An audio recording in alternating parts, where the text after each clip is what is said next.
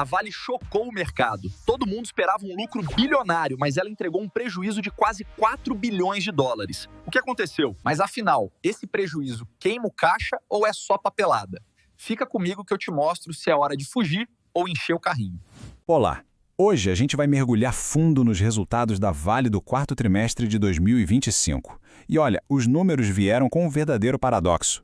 Como é que pode uma empresa com uma operação super forte de repente registrar um prejuízo bilionário na contabilidade? É isso que a gente vai desvendar agora. E é aqui que a história começa a ficar interessante. De um lado, a expectativa do mercado, um lucro de 2,6 bilhões de dólares. Do outro, o que a Vale realmente mostrou, um prejuízo de 3,8 bilhões. A gente está falando de uma diferença de 6,4 bilhões de dólares. É um número que com certeza deixa qualquer investidor de cabelo em pé. Então, a grande pergunta é essa. Como é que uma coisa dessas acontece?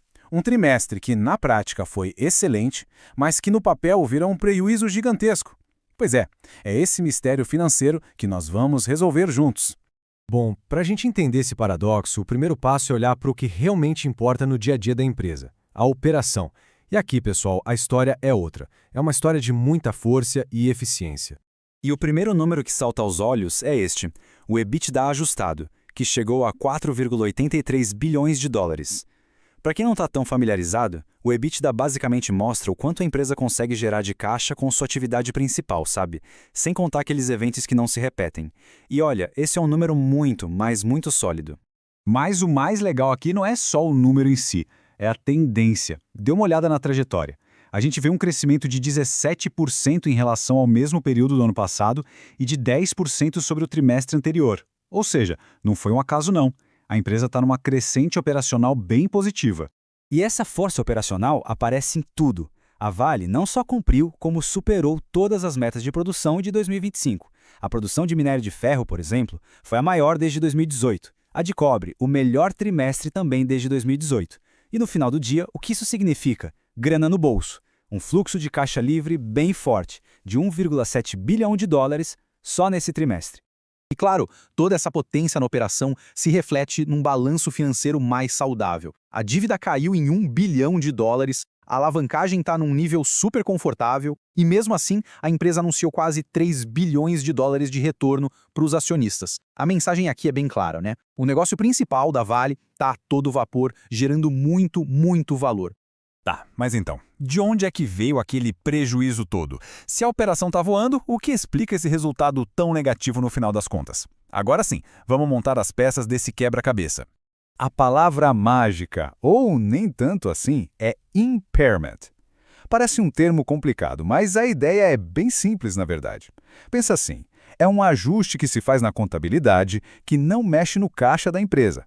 Quando ela olha para um ativo que ela tem e conclui que ele vale menos do que estava registrado ali nos livros, é uma reavaliação para baixo.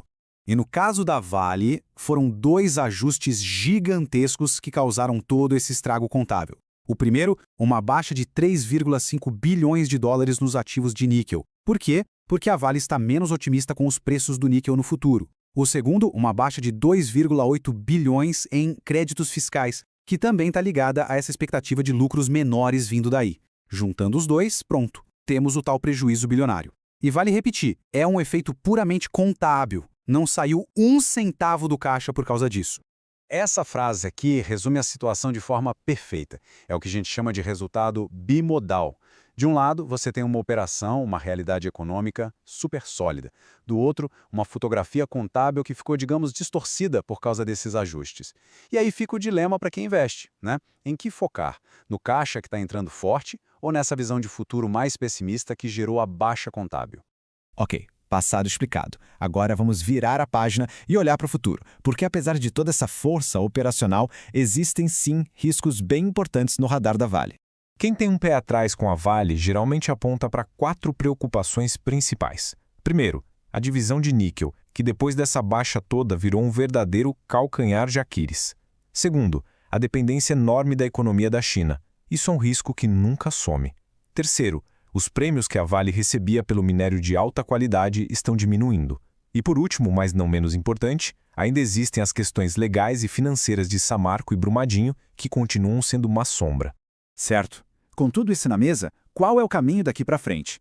Vamos quebrar essa análise em perspectivas de curto, médio e longo prazo para ficar mais claro. Olhando para o curtíssimo prazo, o foco total é no preço do minério de ferro e em como o mercado vai digerir esse resultado bimodal. Já no médio prazo, o grande desafio é duplo: fazer a parte de cobre crescer e, ao mesmo tempo, dar um jeito na operação de níquel. E pensando lá na frente, no longo prazo, a questão central é essa: como equilibrar a sua joia da coroa, que é o minério de ferro, com todos os riscos estruturais e as novas oportunidades da transição energética.